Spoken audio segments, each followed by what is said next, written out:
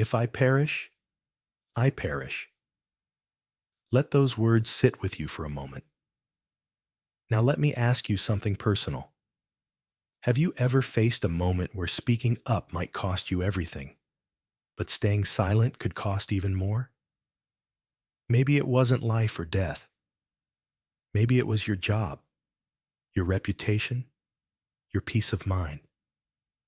Maybe it was a family dinner where everyone laughed at something you knew wasn't right, or a meeting where your voice was the only one missing, and the silence felt safer than the truth. Now imagine this. You're a young woman, orphaned, living in exile, and somehow, against all odds, you become queen of the most powerful empire on earth. Not because you wanted to, not because you schemed your way there, but because history, or maybe destiny, had chosen you. That's the story of Esther. She didn't come from royalty. She didn't grow up rehearsing palace protocol. She wasn't even allowed to say where she was from. You see, Esther was Jewish.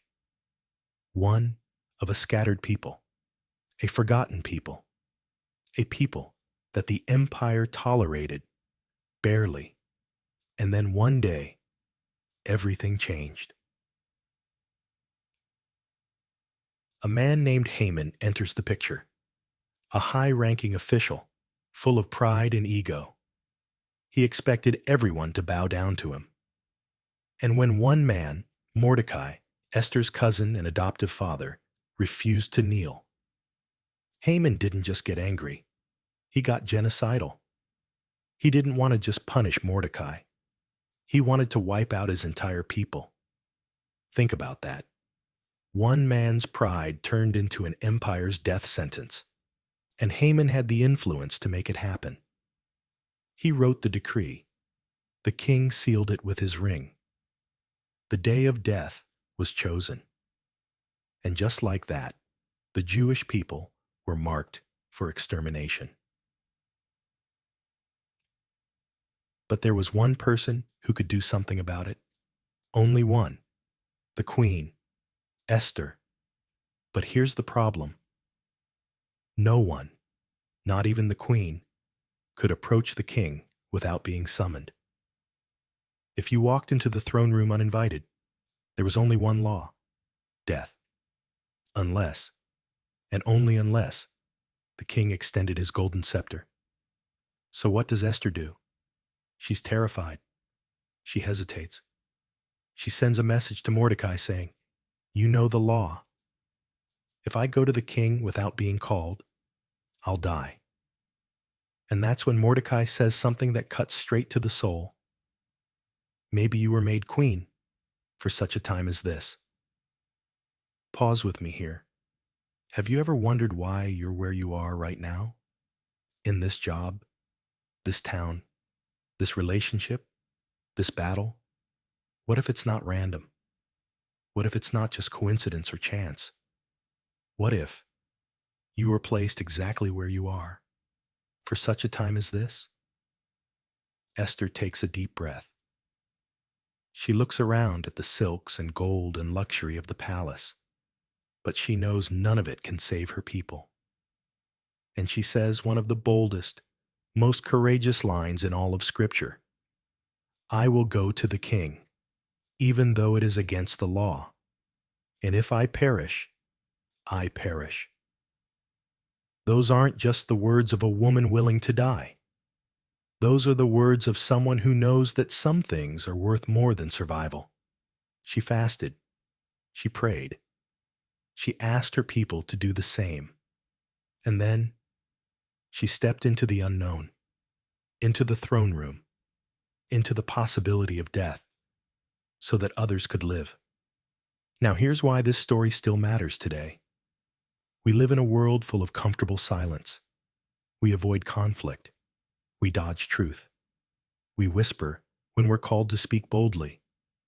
But every generation has its Esthers, ordinary people with hidden stories, who are suddenly thrust into moments they never asked for, but were born to confront. You don't have to be a queen. You just have to be willing. Willing to risk comfort. Willing to ask hard questions. Willing to say, if I perish, if I lose approval, lose reputation, lose safety, then I perish. Because silence has a cost too. And sometimes the price of speaking up is the very thing that sets others free. Esther didn't have power in the usual sense. She didn't have soldiers or armies or political clout. What she had was favor and courage and faith. And with those three things, she changed the future of her people. You might not be standing in a palace today, but maybe you're standing in a boardroom, or a kitchen, or a courtroom, or a classroom, and the moment has come. You've been praying, God, use me. And now he's whispering, this is such a time as this. Will you step forward? Will you risk? Will you trust? Because if Esther could, then maybe so can you. So now, we're in that moment. Esther, a young woman, once unknown, now queen, stands on the edge of an impossible choice. The fate of her people hangs in the balance. A death decree has been signed and sealed. The day is coming when every Jew in the empire will be hunted down by law. And she is the only one in the palace who can stop it. But here's the thing. Esther hasn't seen the king in 30 days. That might not seem like much until you remember the law. No one, not even the queen, can enter the king's presence uninvited. To do so is a crime punishable by death, unless the king holds out his golden scepter. One step too soon, one word out of place, and she could lose everything. She sends word to Mordecai, the man who raised her, the man who believed in her before anyone else ever did. She says, "Don't you understand? I can't go. I haven't been called. I'll die." And Mordecai sends back a message that echoes through time. Do not think that because you are in the king's house, you alone will escape. If you remain silent at this time, deliverance will come from somewhere else. But you and your father's house will perish. And who knows but that you have come to your royal position for such a time as this. It's one of the most powerful speeches in all of Scripture. And let me ask you, have you ever heard something, and deep down, you knew it wasn't just words? It was a calling. Mordecai wasn't just appealing to logic. He was lighting a fire in Esther's heart. Because courage isn't about not being afraid. It's about what you do when the fear comes. Esther doesn't argue anymore. She responds with conviction. Go. Gather all the Jews. Fast for me. Don't eat. Don't drink. For 3 days.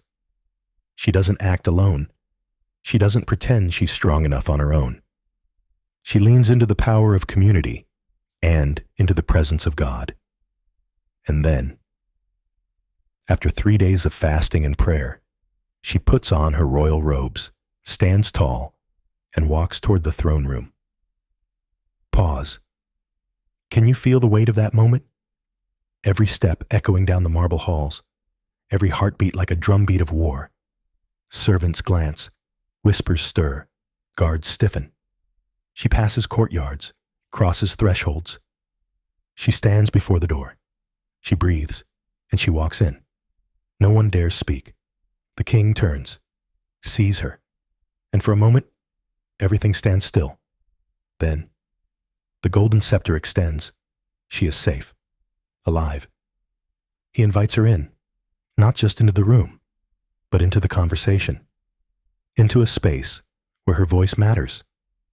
But here's what I love about Esther. She doesn't rush. She's wise. She doesn't drop her request immediately. She invites the king and Haman.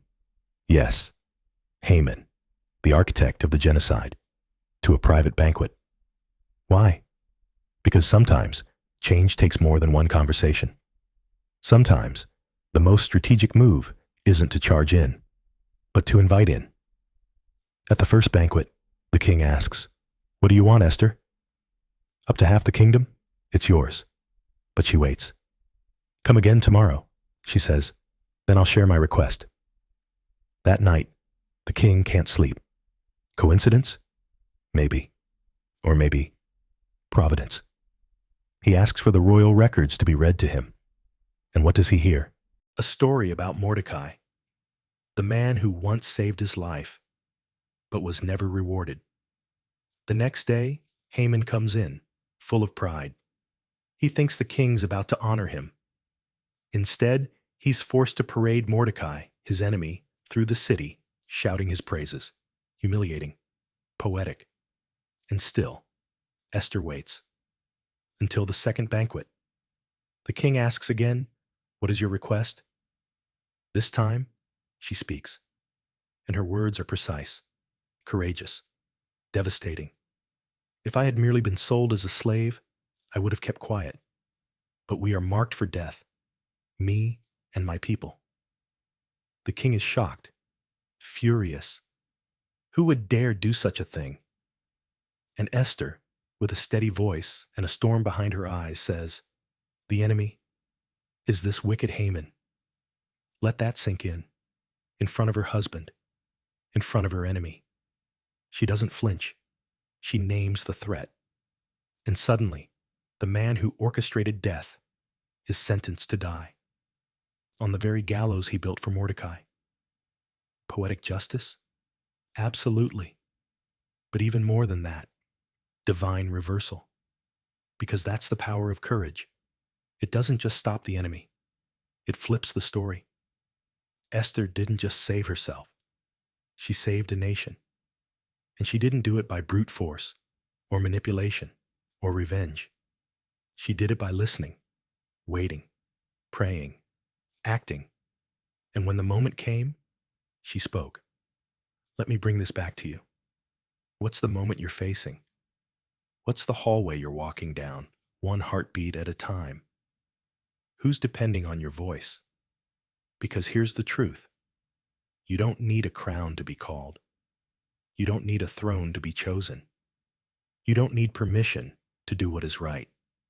You just need courage. You just need to believe that maybe, just maybe, you're exactly where you are for such a time as this. So what happened next? After Esther exposed Haman, after the truth shattered the room like a thunderclap, justice came swiftly. Haman, the man who plotted genocide, was executed on the very gallows he built for Mordecai. The same Mordecai he wanted to humiliate was now honored by the king. And Esther? She didn't just win a private victory. She shifted the destiny of an entire nation. But there was still a problem. Even though Haman was gone, the decree he wrote, the one ordering the destruction of the Jews, was still law. In the ancient Persian Empire, a royal decree sealed with the king's signet ring couldn't simply be canceled. Think about that. The weapon had been fired, the countdown had begun, and there was no undo button.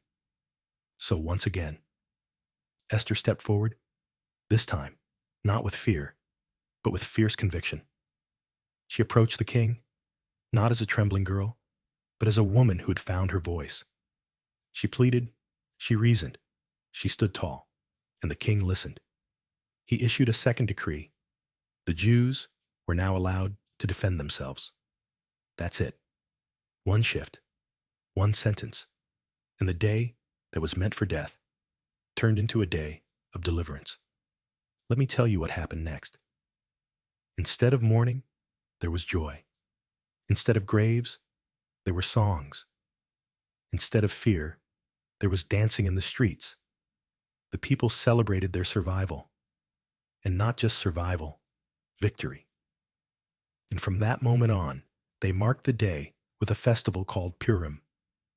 Not just to remember the moment they were saved, but to remember the woman who stepped in at just the right time.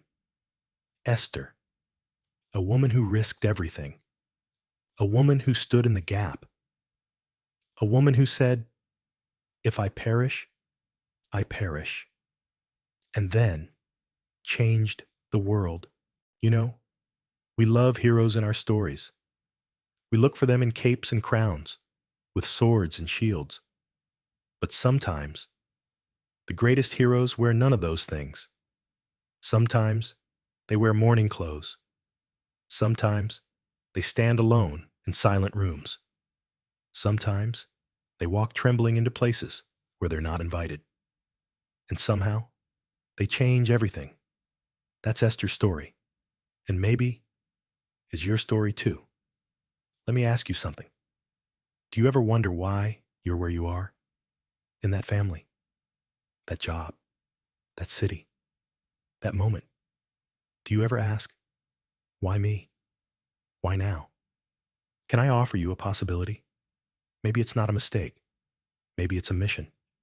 Maybe the place that feels the most uncomfortable, the most unfamiliar, the most not yours, is exactly where you're called to rise. Because God doesn't need perfect people. He uses willing ones. He doesn't wait for you to feel brave. He calls you when you're still afraid. He doesn't require power. He supplies purpose. And when he places you in a position, whether it's public or quiet, visible or hidden, it's not just for your benefit. It's for the people around you. It's for the lives hanging in the balance. It's for such a time as this. Esther didn't have years of leadership training. She didn't have a plan. She just had conviction, courage, and faith. And that was enough. So here's what I want to leave you with.